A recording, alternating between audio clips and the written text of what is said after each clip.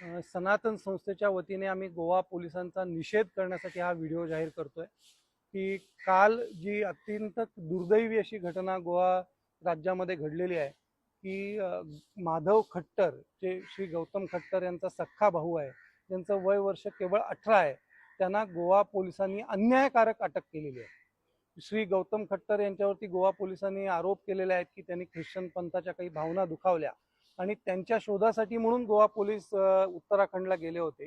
ते घरी सापडले नाहीत, ती व्यक्ती घरी मिळत नाही, म्हणून गोवा पोलिसांनी त्यांना नोटीस देण्याच्या ऐवजी तेथे त्यांच्या घरामध्ये जो 18 वर्षाचा त्यांचा सख्खा भाऊ होता, जो LLBच्या प्री फर्स्ट इयरला आहे, आपण कल्पना करू शकता की वय वर्ष 18, कॉलेजचं पहिलं वर्ष, त्या मुलाला कोणताही त्याचा संबंध नसताना गोवा पोलीस उचलून घेऊन आले, विशेष विमानाने घेऊन आले आणि त्याला अटक केली। आणि त्याच्यावरती आरोप काय ठेवला तर त्या मुलांनी गौतम खट्टर यांना भाषण लिहून दिलं। अरे वा, ही कुठली गोष्ट आहे?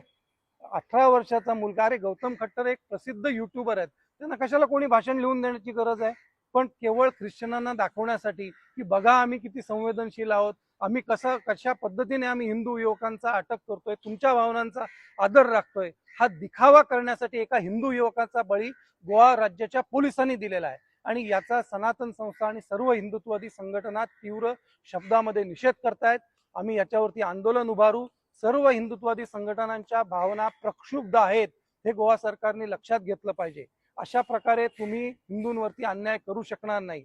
आणि त्याच वेळेला ज्या वेळेला अशा प्रकारे तुमचा प्रोएक्टिव्हनेस हिंदुत्ववादी संघटनांच्या बाबतीत किंवा युवकांच्या बाबतीत आहे, त्याच वेळेला हे गोवा पोलीस ख्रिश्चन लोक या घटनेचा निषेध करण्यासाठी सोशल मीडियावरती देवी देवतांवरती अश्लाघ्य टीका करतायत, माता सीतेवरती टीका करतायत, प्रभू श्रीरामचंद्रांवरती अतिशय घाणेरड्या भाषेमध्ये जाऊन टीका करतायत। त्यांना अटक सुद्धा करत नाहीयेत, त्यांच्या घरी सुद्धा पोहोचत नाहीयेत।